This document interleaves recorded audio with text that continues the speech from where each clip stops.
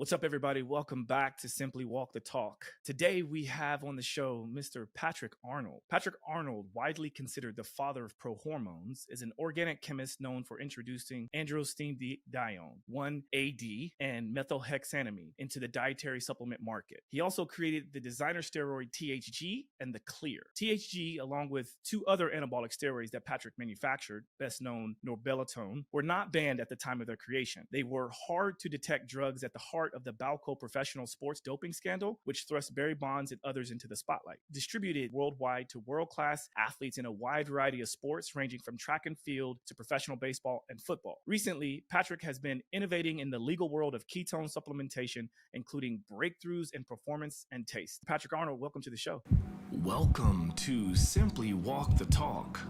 Our bodies and minds adapt to what we do most of the time. If you want to change your body and mind, you must change what it is you do most of the time. This podcast explores all things health, wellness, fitness, lifestyle, and biohacking. Stay tuned as we explore various thoughts, methods, and experiences from a multitude of conversations between our interesting guests and experts through many fields of work. Sit back, relax, and enjoy the show. Simply walk the talk.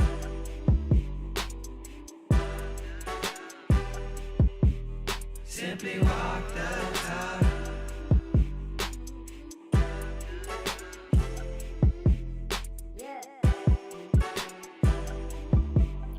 Hi, Josh. How are you doing? I'm doing all right. I am excited to have you here. And so, there's so many things mulling through my head because I'm like, okay, we got the guy that is behind some of the biggest scandals that we know of in the sports world. But what I find interesting about some of the things that I want to talk about today is that when I watched the show on Netflix, The Untold Hall of Shame story, when I was watching that, I never considered or thought to myself, oh, these people are terrible, this is bad. I was kind of like, I don't see what the big deal is. I really didn't understand what the big deal was. I mean, obviously I understand the legal ramifications, the things that they consider to be legal, but I was always perplexed. And I think this is a really good opportunity to bring someone who was at the forefront of all of this to come onto the show to talk about the ins and outs, the things that may be considered beneficial and the things that may be detrimental to the body.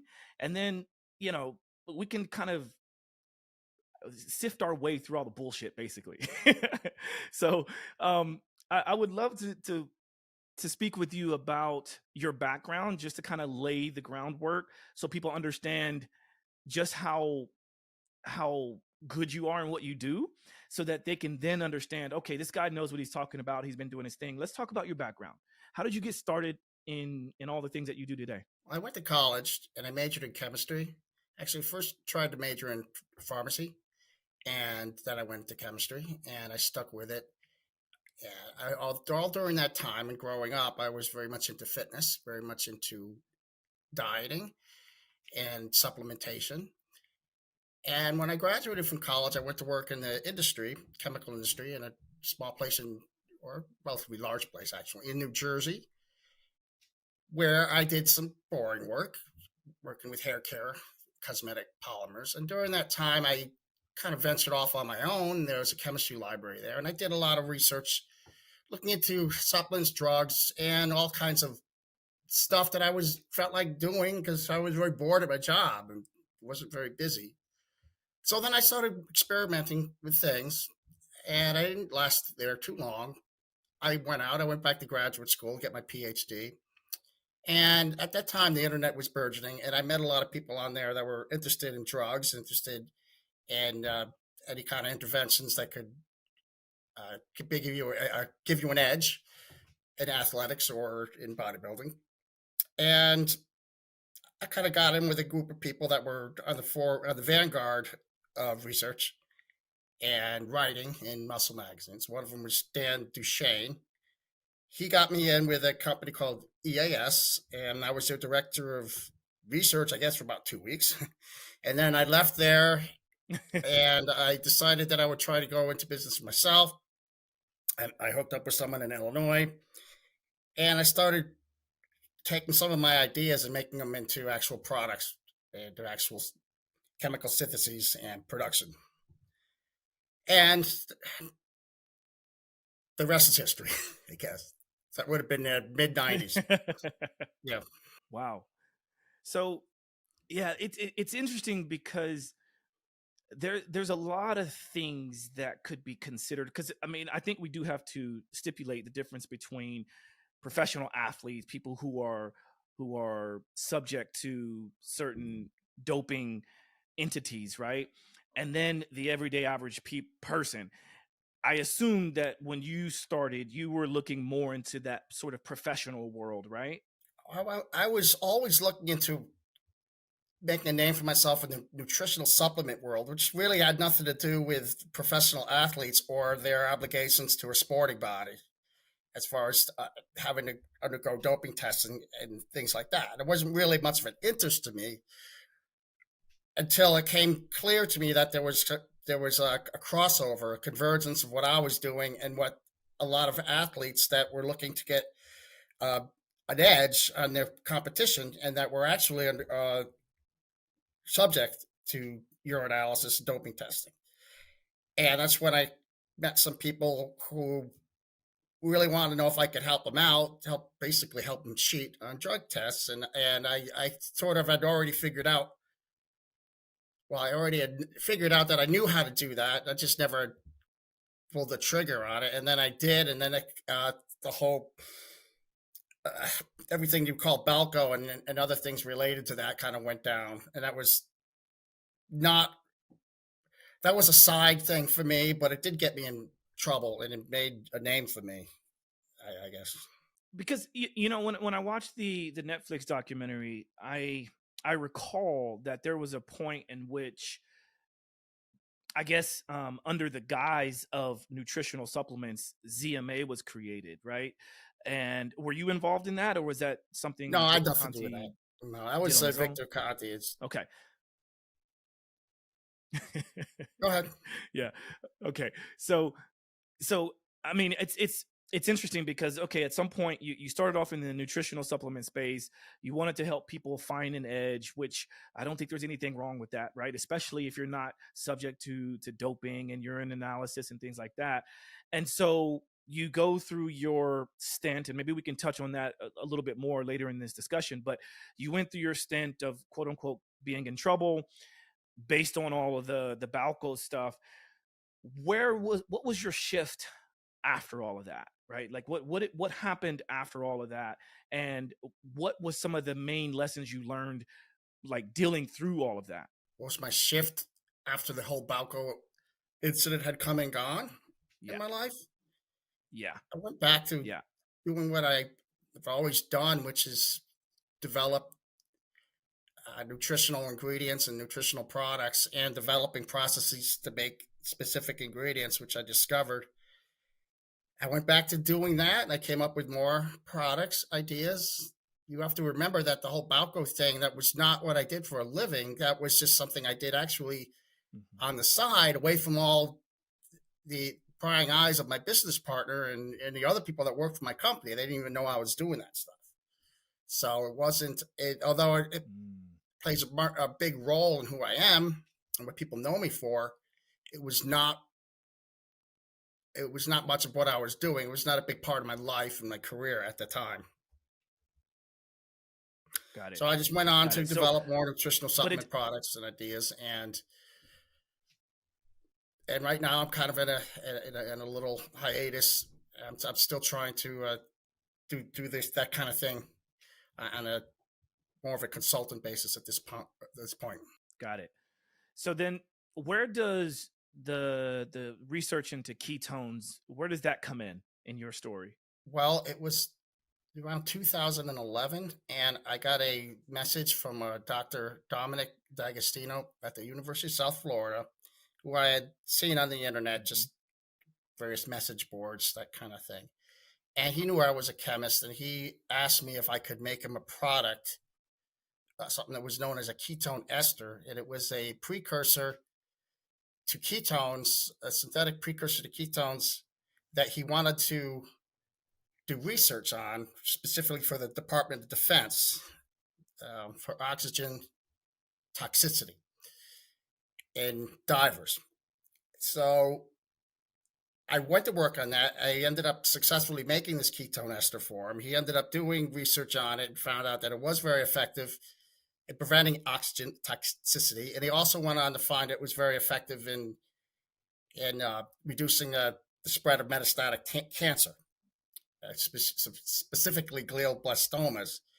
And there was subsequent research on metabolic disorders, a whole range of things attributed to ketones that he used the ketone ester on. And I also developed BHB salts for him, which became a whole market segment of known as exogenous ketones that people could take and undergo a short-term ketosis by drinking a product that contained these BHB salts.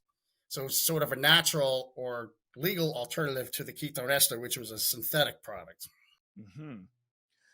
So there's a lot of confusion or maybe misinformation in the world of ketones, which is why I wanted to definitely bring this up with you, because I've had Frank Yoso on my podcast. I've had a few other guys that develop another ketone product, and I feel like in the world of ketones, there's these internal battles of like, ours is better because it's got this and ours is better because it's got that, and then people think that like you take ketones you're going to lose a lot of weight.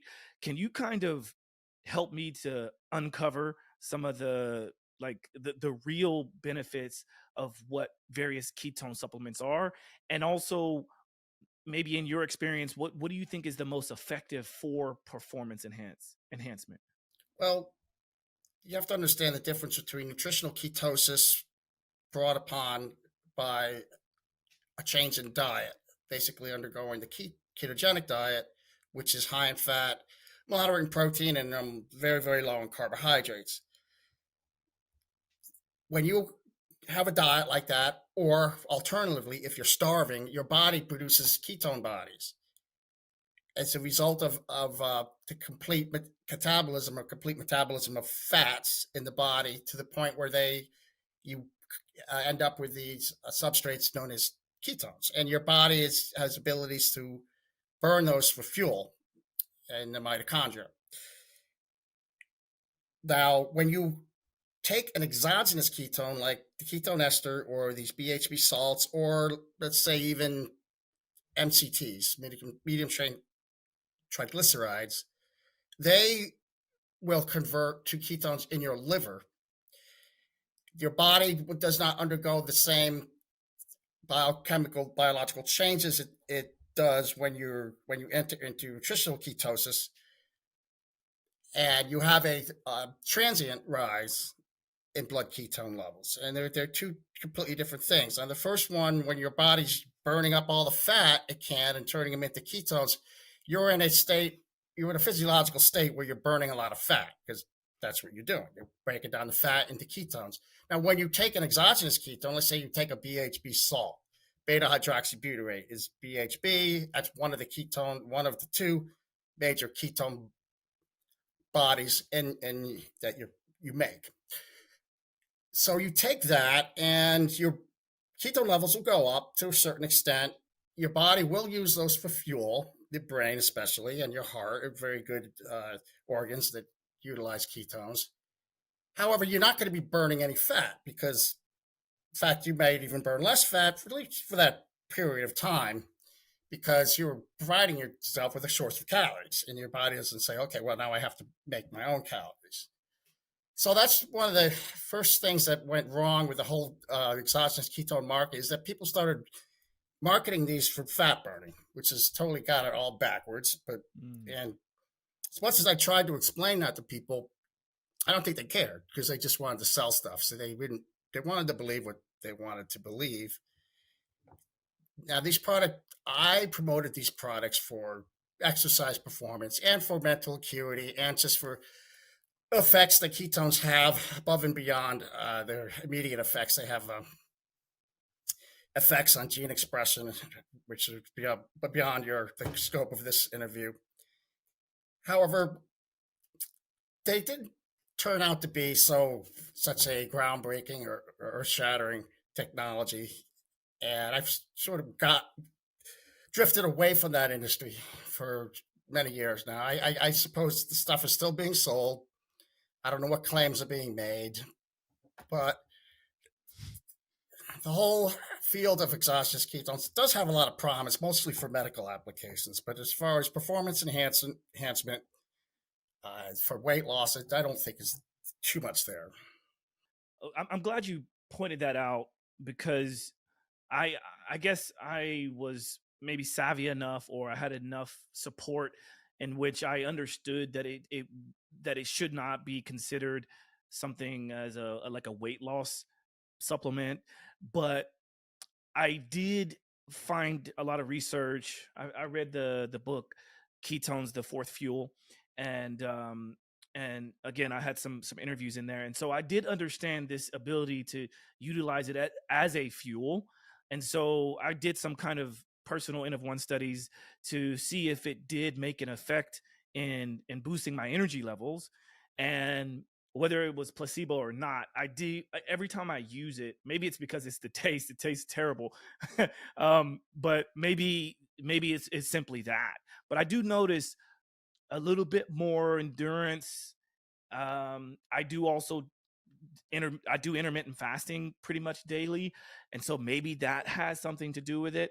So I guess what I'm saying is that I wouldn't consider it to be non-effective generally, but maybe we should be shifting our thought process and how we utilize it. And then because it is expensive and it doesn't taste great, right? And so maybe that's where you come in. And I know that I think in the intro I mentioned that you are working with ways to maybe make it taste better and maybe make it more effective. But what do you have to say in terms of that? Like, is there a specific protocol or formula that you like based on performance? Yeah, honestly, I haven't done any work in this whole the exogenous ketone industry for many years, several years now. I did Okay. develop some Okay. products, and I developed a buffer BHB, and I had patent for that, and it never really took off. And then I kind of got out of it. But I would say that a lot of people had success using the BHB salts for overcoming what's known as the keto flu, and that's something that happens when you first go on or commence a ketogenic diet. You have a certain period where your body is learning how to use ketones. It's learning how to make ketones in the liver, and your cells are learning how to process them for fuel. And during that time, a lot of people just are really irritable. Their brain is not functioning very well. They haven't made the transition from glucose to ketones, and these BHB salts can help them sort of transition during that period. Uh, there's Okay. That's probably one of the most popular or one of the most effective ways of using these products. Okay, got it. Yeah, so that makes sense. I mean, maybe people that are listening to this, maybe that allows them to to either decide one way or the other to get off the fence on, is this going to be something? Because let's keep in mind, and I'm sure you know this, but I certainly know it. Like this stuff is expensive, and if it's not garnishing the type of effects or benefits we hope to gain from it, then essentially we're pissing out our money, and I don't think anyone wants to do that. So maybe and hopefully this allows people to kind of find some other alternatives. But it sounds like one of the best ways to talk about or to learn about ketones is to do it endogenously, right? To maybe work on allowing the body to produce it naturally. That's what it sounds like. Ketogenic diet is very popular, and I don't think that I don't think you necessarily can go out and take these ketone supplements and get a whole lot from it unless you're also embark upon a ketogenic diet and embrace the whole lifestyle. That's what I've Yeah. determined after years of being Okay. selling the stuff. Right. Okay. Um, so I have a few things listed here because I'm getting like I know your background is extensive and we could talk, in the weeds about lots of different things. But the fact that you're widely known as as the father of pro hormones. Um, let's can we touch on a little bit of that, because I know that there are some great uses for pro hormones and some of the things that you developed. Where are you now, being that like this is kind of where you started? I mean, I know you mentioned that you were in the nutritional supplement space. I also have a lot of experience in the nutritional supplement space. I've worked for many years. I worked at GNC, and that's when I learned a lot about, I mean, whether it was valid or not. I mean, I did learn that lots of people are interested in finding ways to get an edge, and I think that's what ultimately led us to the Balco scandal and all that kind of stuff, right? So let's talk about pro hormones. How can, or what is the your sort of ultimate guide in terms of pro hormones, or like how could you explain this to the people who may not have any idea of what I'm talking about when I say pro hormones? Well, it's important for you to bring up the point that there is no pro hormone industry anymore. They were pretty much outlawed years ago. Now, the pro hormone industry started in the late 90s. I started when I brought to the market a product called androstenedione, which is a precursor to testosterone. That was sold. People took it and to get a transient increase in their testosterone levels. It was not particularly effective. It did raise estrogen at the same time. But then there were second and third generation pro hormones after that. There was a 4AD, and then there was a product called 1AD, which really sort of took it to the next level, because that had it gave results comparable to some actual steroid type products. In 2005, most of these pro hormones were made illegal. It's controlled substances. Some still went on to be sold for years after that. Then there was another bill passed that made the rest of them illegal. And then there were some straggling things that hung on, and people kept trying to push the envelope. But it was by the 2011 or so, the industry was dead. But a lot of people did. It was sort of their introduction to steroid type products, and a lot of people did get very impressive gains, especially with the 1AD and those type of products. People would gain 10, 20 pounds in an 8-week cycle, and their weights would go up significantly. And that's that. I mean, stuff's not around Okay. anymore. So what am I going to say? I'm not going to tell you how to use them. You can't get them. So it's history. Well, I guess the question comes to mind then, maybe two questions. Why? Why was it why is it not around anymore? I mean, I know there's the legal talk, the legal jargon, but do you agree with it? Do you think that it was vilified incorrectly, or do you think that that our government or the FDA or whatever, do you think that they got rid of it for good reason? Well, you have to go back and say, why were anabolic steroids made controlled substances in 1989? And the reason for that, there's several reasons. I mean, it's been speculated upon. A lot of it had to do with these Olympics in Seoul, Korea, with Ben Johnson losing the 100-meter sprint to Carl Lewis. I don't remember that. It really brought out the abuse of steroids to the forefront for many fans, Olympic fans throughout the world. Also, there at that point, the black market for anabolic steroids was growing quite significantly. Gyms had a lot of people that were using them, and there were a lot of stories going around that these were killing people. Lyle Alzado got sick. I don't think it was from the steroids, but he blamed it on that.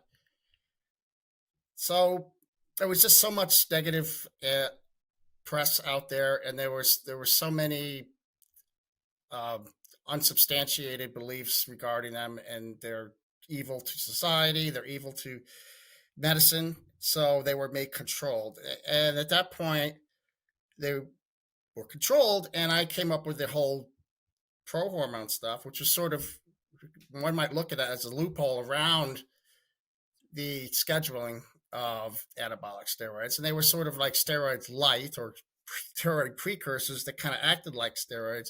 So from the get go, I think the government, the FDA and the DEA for sure, wanted to make these controlled substances, but it wasn't so straightforward given the regulatory hurdles that would have to be administrative hurdles that would have to be overcome, and eventually they were ended up having to be a bill passed in Congress to schedule these. And that happened twice, like I said, once in 2005 and once around 2009 or something like that. So I think from the inception of pro hormones, I knew that they weren't going to be sticking around forever because I knew that there are people in government that wait a minute, it's just a way to get around the scheduling of anabolic steroids. Just like when people would make designer drugs, like designer stimulants or designer cannabinoids. If you know about all that stuff, they always ended Yeah. up being scheduled if they're well, if they do what they're marketed to do. Yeah. Well, that's what I was going to lead into, which is everything you described reminds me a lot of what has happened with cannabis, CBD, cannabis, um, lots of like even mushrooms, right? Like I'm a huge proponent of plant medicines in a very natural way, and I see the same thing happening not only with the plant medicines but also even peptides now, right? Like it's like what the hell is going on with all the peptide stuff, right? Because like I've been a huge fan of BPC 157 and there's a whole host of it, and when you break it down, at least my understanding is that this is just a a certain configuration of amino acids that our body makes naturally anyway. So why the hell are the these entities trying to schedule them or to ban them all altogether? And obviously I think a part of that is because the big pharma wants to make money off of it, right? um but what is your experience with maybe you can touch on plant medicines or you can talk about peptides or both, but what is your experience in those worlds? Well, you just threw open a big umbrella and covered a whole lot of stuff, all each of which are have their unique stories behind them. As far as marijuana goes, marijuana should never have been made Schedule One in the during the Nixon era, and it was stuck there in Schedule One. No research could be done on it. Federally, it was just illegal to possess or to sell for any purposes. And eventually, obviously, states started legalizing it, and it's sort of come the opposite direction from a lot of other things. Is that it started off as illegal as possible, and now it's becoming more and more legal, more and more accepted. Now, as far as psychedelics go, mushrooms or MDMA, whether they be plant based or synthetic based, those are either have been Schedule One or they were emergency scheduled, like MDMA and things like that. They were made emergency scheduled back in the 80s. They're gaining a lot of favor for in pharmaceutical research for PTSD, depression, even some diseases like epilepsy or migraine headaches. I know psilocybin has some applications there. So they're heading in the right direction with that stuff. I don't know if it ever be legal like that, like marijuana. But and then you brought up peptides.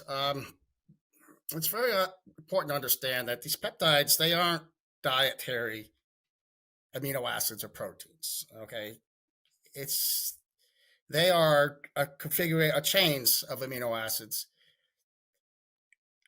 Some of them are naturally occurring, some of them are synthetically derived chains, and they have certain pharmacological activities in the body. They are not dietary proteins. They don't get broken down and built back up into muscle or into anything that's proteins are made comprise in the body.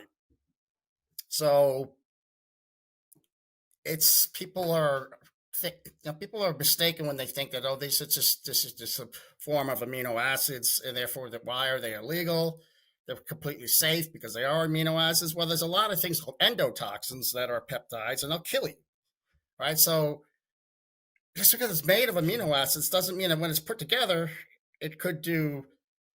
It could just be a source of protein, or it could be a signaling molecule that does positive things for your cells. It can boost your immune system. It can be anti-inflammatory. It could even promote the regeneration of skeletal muscle, that kind of thing, or it could kill you. So, Yeah.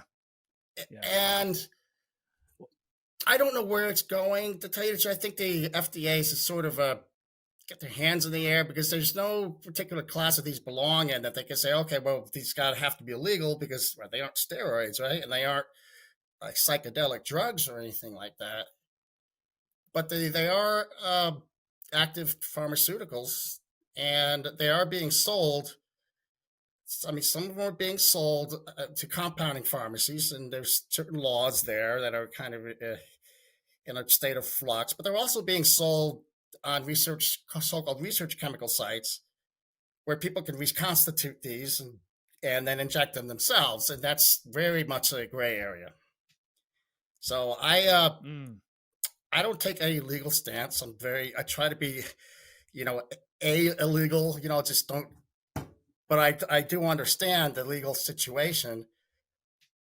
Very interested in the compounds for what they are, what they can do, what their benefits are. But I also am realistic and understand that they're serious.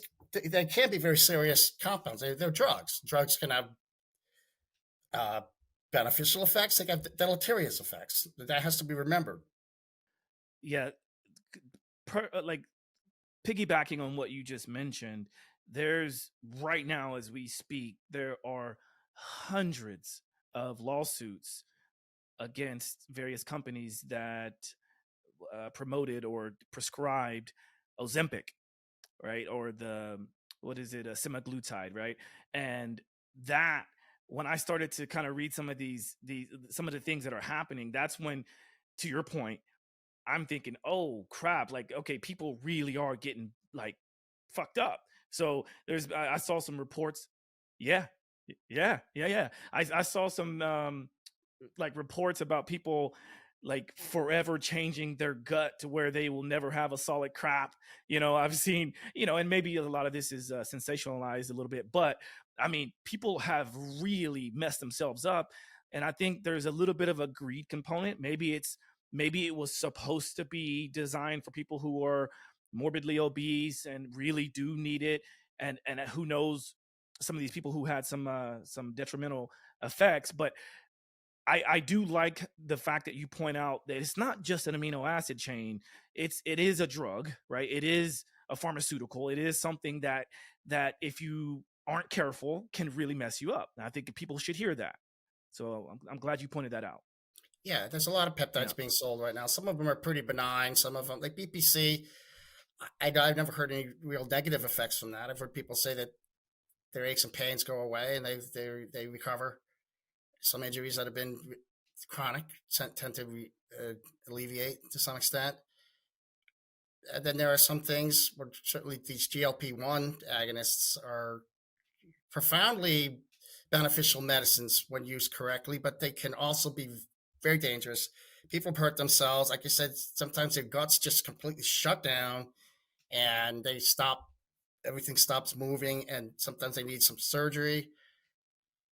And the Ozempics, the terzepatides, these things are also being sold direct to consumer on some of these less than scrupulous websites, and with no doctor supervision. And I think that's very scary because it's so easy to overdose these things and to be very and to not proceed with the utmost caution, to escalate your dose very slowly. And some people are like, oh, it's great.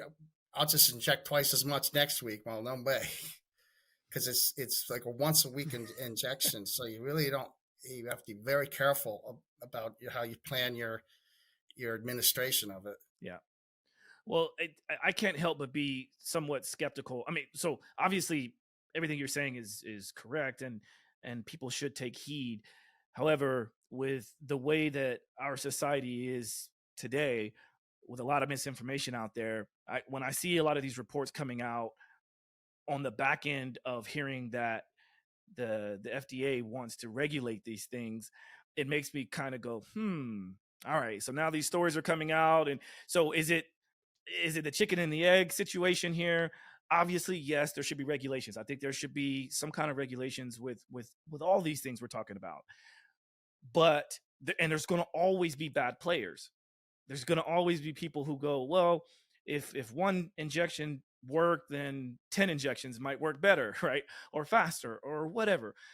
So it is tricky. I mean, I don't think either of us or any of us are going to have the answers. I guess all we can do is sit back and kind of wait and watch, but we can be more aware of best practices. And that kind of leads me to another question, in the fact that, like, so you're mostly now a consultant. Are you taking on, do you take on clients? Are you working with any entities right now? How does your work look today? Well, I'm developing some products. A couple of them might come out along with my ex-business partner. I am going to be renting a lab here in Connecticut, and I'll be doing some custom synthesis work, which means people that want me to work on making a compound, chemical compound for them, I'll do that. I can also do some testing. So I can try to do formulation work. I could try to take existing ingredients and put them in along with other so-called excipients to see if I can increase their bioavailability, that kind of thing. So I will be working privately and as a consultant in on those levels. So Okay. Now that's really, really good to know, because yeah, yeah, you're in Connecticut, so you're not far from New York, where I'm based, and who knows? I know. Well, we were connected through the folks at Transcriptions, and so I know they're doing a lot of cool stuff too. And who knows? We might be all getting together at some point. It would be nice to pick your brain off the record just a little bit more, because, like, I'm a very curious person, and because of that, because I have the ability to work with people like yourself and high profile clients here and there, I'm exposed to a lot more than, say, the average person. And so I end up becoming this sort of walking guinea pig, biohacker, whatever you want to call it. And then what I gain from that, people are interested. And so it would be nice to kind of flesh out some of the products that are BS, and maybe look into more of the products that are good. And if you're coming out with some products, I'm definitely interested. Because I'm always looking to push the boundaries of performance. We call it health optimization. You can call it biohacking. You can call it whatever. But I don't think it's wrong to want to find ways to improve, especially with the lowest risk. And so with that, are you able to speak about some of the products that you're coming out with, or in your experience up to date, what are some of the best products that you feel like give the most bang for the buck with the least amount of risk? well, personally, there's some few products that I find to be particularly exciting in the recent years. One of them is called epicatechin, and it's from cocoa. It seems to have a lot of effects on the maintenance of blood flow. Affects something called vasoactive endothelial growth factor, which is important for the growth and maintenance of blood vessels. It also inhibits a hormone, or signaling hormone, or cytokine, called myostatin, which your body makes to limit muscle growth.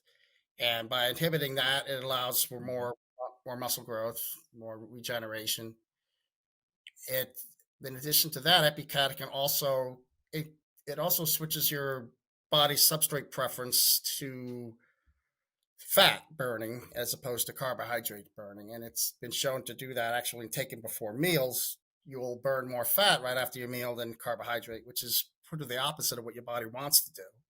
So that's very exciting stuff. And the other Mm. stuff I am interested in is the NAD precursors, like nicotinamide mononucleotide and nicotinamide riboside. And I'm adding an R because they have they're ubiquitous in the body. They're coenzymes involved in energy production. They also regulate sirtuins, which are enzymes which help repair DNA, which helps prevent cancer because DNA disruption, DNA damage leads to expression of oncogene products and tumors. So Yeah, the NMN, NR, and NAD conversation has always been a little confusing for me, but lately I've started to understand it a little bit more, and I was actually pleased to know that in order to improve these certain pathways, a person doesn't necessarily have to go and get an NAD in like infusion or IV, because this this is what a lot of people were claiming that you have to do. This is the best way to do it, and you got to spend a lot of time, a lot of money, and it's not the most pleasurable experience, right? But then there's been more coming out about the precursors being as effective, if not more effective, and that's when I started to get interested in it. Um, and then when you were speaking about the, how did you pronounce the cocoa derivative, epicatechin? Yeah, that that sounds. It sounds like. I mean, and correct me if I'm wrong, but it reminds me of this product called Grains of Paradise. Are you familiar with Grains of Paradise? No. Yeah, it's a product that I use when I'm seasoning my food when I cook, because it apparently has some of the same things you talked about with the epicatechin, and and the fact that you mentioned it comes from cocoa. Is it a Can you buy this as a supplement now, like a synthetic derived supplement? it's extracted from actually it's extracted from Camellia senescens, which is a green tea. It's also extracted from something else. It is found in abundance in cocoa, but commercially they extract it from these other things I just mentioned. They're added, can be put into capsules, or it can be put into a powder formulation for a drink mix. It's there. There are epicatechin Okay. supplements available on the market right now. Yes, Okay. and one of the products I want to come up with will have that as an ingredient in it. So along with other things, and I could give you the name of the company that's Beautiful. would be sold under when you would put it in your Please do. end or something. I don't know. Yeah, yeah. Maybe if you can let us know, we can put it into the show notes. Right now, we've got Gordon has pulled up. If you're watching, Gordon has pulled up the a quick little Google search, and um, he's got a few of these up there. You see any that stand out, Patrick? I see the Go cat what is coca. the Yeah. Oh. I think that first one. Should I say First one Epicatechin? I looks to think be, I might have bought that stuff. Is that from my yeah. It nootropics says depot? Epicatechin. Yeah, that's good stuff right there. Yeah, it In has terms of the scoop, Epicatechin 90%. good. Yeah, that'll be a one where to start. I think. Okay. Okay. Okay. Yeah. Well, that's interesting. I mean, I maybe I'll look into that, because who doesn't want to burn a bit more fat, utilize fat? Obviously, there's a lot of those things you can do with a proper diet and proper exercise routine. Of course, that's my field of expertise. But why not have a little bit of a boost, right? A little bit of a performance enhancing, especially if you're not a professional athlete and you're not subject to some of these things. Because again, like, I work with like rock musicians and models and actors and also just your everyday average client. but there's been so many people coming to me now for like in the longevity space. And so again, there's all of these protocols that we can do: get good sleep, eat proper food, practice some form of intermittent fasting, get some good strength training in, get some good breath work in. All these things are kind of the standards. But then eventually I like to be able to introduce blah, right? And so I'll be interested to see what you come out with. And when you come out with, do you have a timeline? Somewhere in the next 2 or 3 months, like probably coming out with a couple. Well, there's one product that we used to sell, stopped selling. I'm going to be producing the raw material for that again, and plus this new product, somewhere the next 2 or 3 months. And I'll give you it's called Prototype Nutrition, is the brand, the website's direct sale. It'll be sold under that on that website. Prototypenutrition.com, right? Okay, so we can link to that. Sounds very interesting. I like the mystique, the mysteriousness behind it. So I've just pulled it up, and I think Gordon we'll probably add this to the show notes. But I'll definitely keep this tab open and I'll look through it. And it would be nice to sort of be a guinea pig on some of these things that you're doing, because why not, right? You're here in Connecticut, right here in Connecticut. Yeah. Okay. So as we start to wrap up, like I want to make sure that we get through everything that maybe you wanted to talk about. I mean, I know, thank you for bringing up your company and the products you're going to be coming out with. It looks amazing. The marketing looks great. Well done. I saw that there was DHEA on there. We didn't get a chance to talk much about that, but you know, again, we can maybe do another one in the future, or if we meet in person, maybe we can, because I know the guys from Transcriptions are going to be out here in February, and maybe we could have a little powwow or something. But is there anything else that is on the top of your brain for products that you are looking into, or that you're excited with, or that you can talk about that is coming out even beyond these first few? Well, one of the things I'm really working on now quite a bit is taking ingredients that look really great on paper, but never really panned out in the real world because they just suffer from low bioavailability, which basically means that they just are not efficiently absorbed in the gut, or they are just so quickly metabolized and activated in the body that although they may show tremendous potential in like petri dishes or when injected into rats, they don't really pan out when people take them as oral supplements. Now, I'm taking several different approaches to try to do two things. One, increase their dispersibility, water solubility, so that when you take them, they actually can break down, go into solution in your gastric juices, and that enables them to interact with the lining of your intestine, so they have a chance to be absorbed. And second of all, they increasing their ability to passively diffuse through the intestinal lining. I'm actually trying to make it be less technical here, but I have to be a little bit for you to understand exactly what I'm talking about. I'm just different approaches. And there's a third one, and that is to prevent its initial deactivation when it passes through the intestine and into the liver. But I think there's a lot of things out there that people say, well, this stuff doesn't do anything, it sucks, but it really can do something if someone can overcome these limitations, these barriers to it actually reaching the target tissue and exerting its effects. Right. Well, what I find interesting about what you just mentioned is that I think a lot of people overlook this idea that just because a product is supposed to work on, you know, a healthy individual doesn't mean it's going to work for that specific person, right? Because yeah, there's individual variances as well as over obstacles to actually reaching the body where it's supposed to. Yeah, yeah.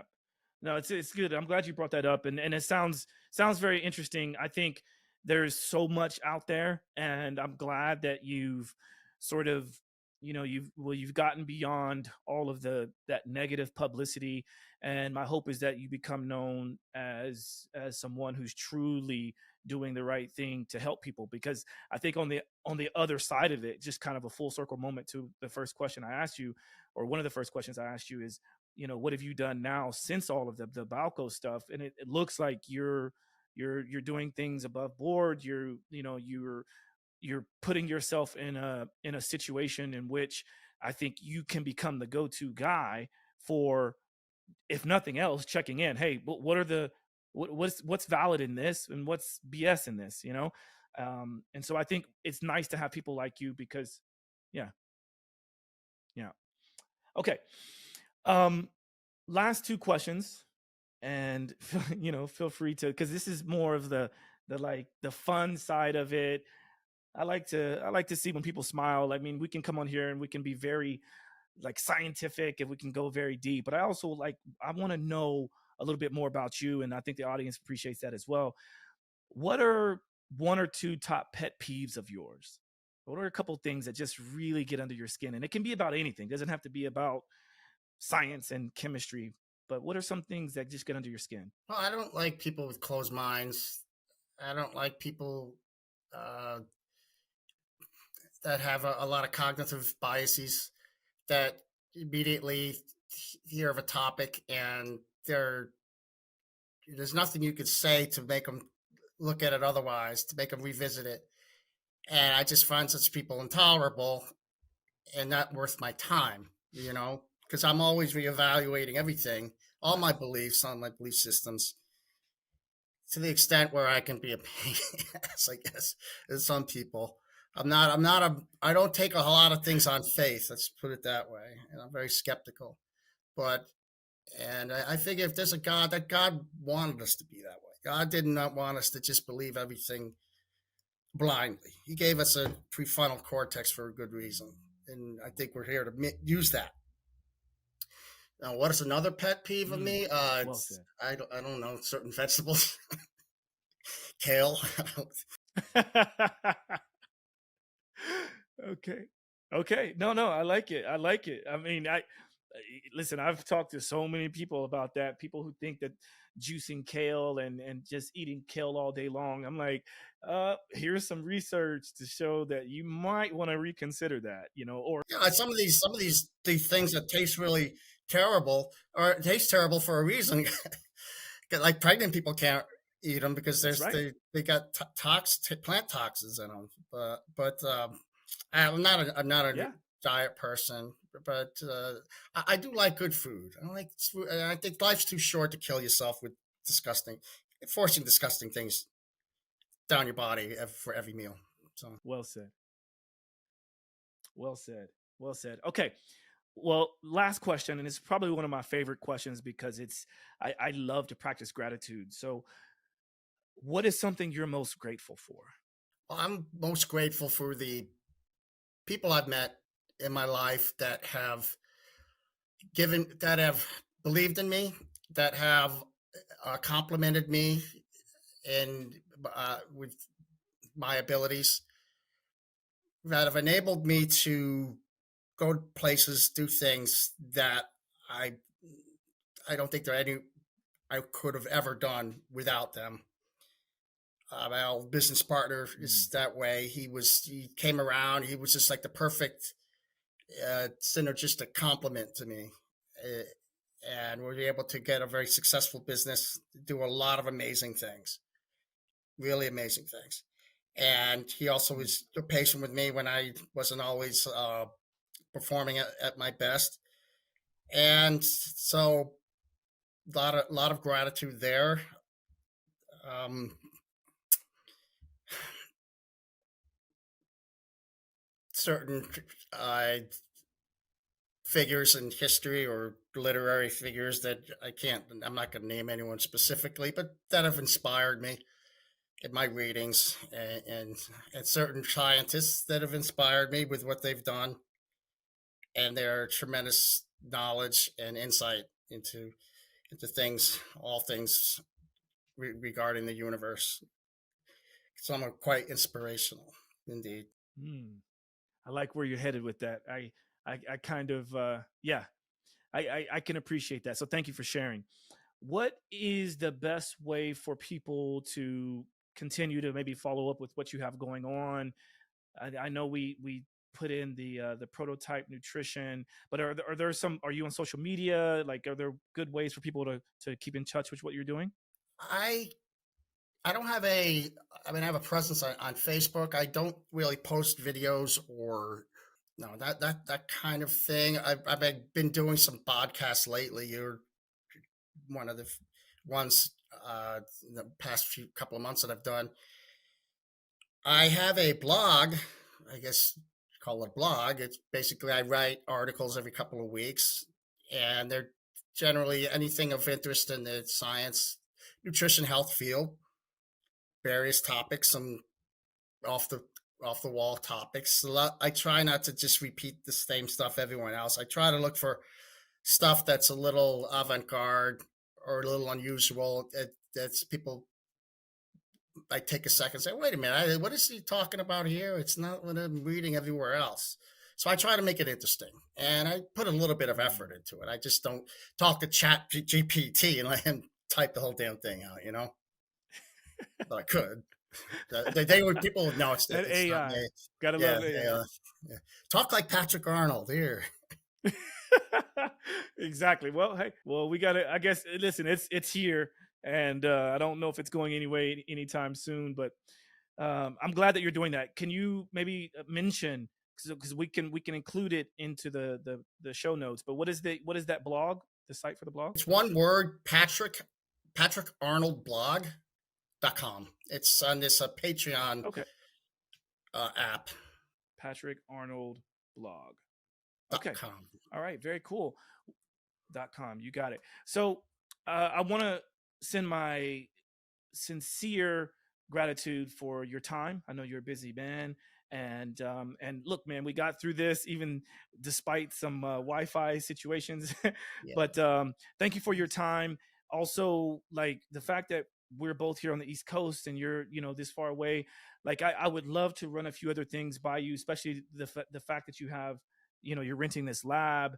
I'm doing a lot of cool stuff with electrical muscle stimulation and a few other supplements and things like that as well. So it might be nice to kind of connect on that side of things. And then who knows, maybe we come back on and we talk about whatever else is going on with your new yeah. Okay. Yeah. All right, Joshua. I appreciate it. Okay. Thank you for your time. So this is Josh signing out from Simply Walk the Talk. Until next time. Peace.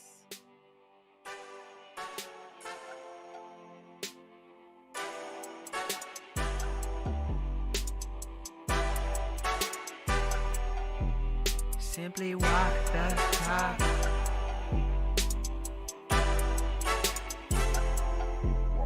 Walk the talk, talking facts. Move like me, but I move a little fast. Make my move, here to last. Fasten these seatbelts, I'm coming past. Take care of me, longevity. Hack my biology, better believe. Walking the talk, soul, mind, and body connected. Better come give us a listen.